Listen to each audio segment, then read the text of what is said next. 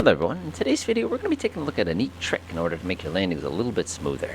Now this is a technique that was passed on to me by a commercial pilot who was passed on to him by an airline transport pilot, and it's one of those things that once you see it you can't not see it. Now normally this technique is going to be applying more to big airliners because they have a slightly wider throw than we do, but it actually works pretty well for us too. So let's go ahead and get started.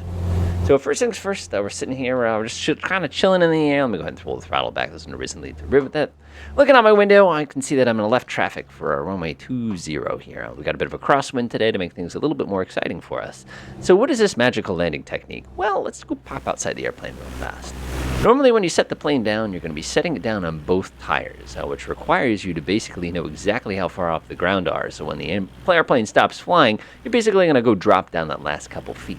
So the trick here is, we're going to go ahead and show you how to do it, is we're going to take one of the wheels. In this case, I always like to go ahead and do the upwind wheel, and I'm actually going to stick it down, touch the ground with it, and then roll the plane onto the other tire. In essence, we're landing half the plane, and then we're going to go ahead and land the other half of the plane.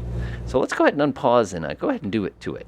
So looking out my window here, I'm taking a look. There's that 20. We're in a pretty good spot. We're going to go ahead and pull that throttle back. Go ahead and drop that first notch of flaps. The plane's going to get nice and slow, which is the way we want it. Ideally, we want to set ourselves up at our normal landing speed.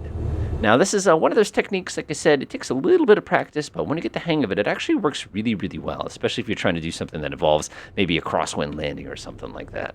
So taking a look out my window, I'm getting a pretty good spot here. We'll go ahead and swing this way. Oop, don't need that. Go ahead and pop that down real fast. We'll get our second click of flaps, and we're going to go take our nice left turn over here over East Hartford. Now, the interesting thing is this particular airport has pretty strict noise abatement procedures that are basically to help prevent these people from getting deafened. The good news is, since we're on the way down, we don't have to worry as much about deafening them because we're going to be a heck of a lot quieter than if we were on our way up. So there's the airport runway right off my left, and my traffic pattern here is a little on the wide side. Generally, you want to be a little bit closer to the airport, so in the event that you have a dead engine, you have the ability to go ahead and safely pop this thing on the ground. If we lost an engine now, we'd basically be sticking this thing down on that highway. I think that's, what do we got, Route 5 down there? Route 15, one of the two. I'd have to figure out exactly which bridge that is.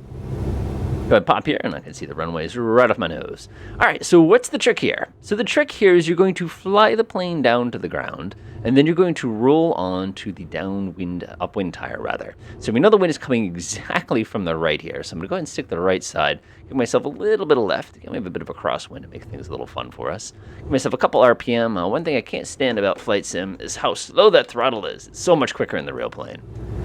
I'm rolling down here, rolling down here.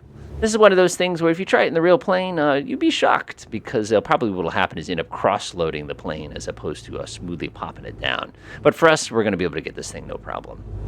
65 knots, that's the sweet speed, getting a little low. We're going to go ahead and bring that nose up just a tiny bit here. And give it a couple more powers, and that should do it pretty well. Plenty close enough to the end of the runway here. I'm going to go ahead and start smoothly pulling that throttle back. Plane's immediately going to start reducing in speed. We don't want to land before the threshold. So we're going to get off the ground. We're going to hold that a couple inches off. And here's what we're going to do. We're going to take the right tire, put it on the ground, and then we're going to roll onto the left tire. And by doing so, we give ourselves a smoother landing. Now, you're probably sitting there going, what? Try it out, especially with an airliner, and see what it can do for you. Enjoy.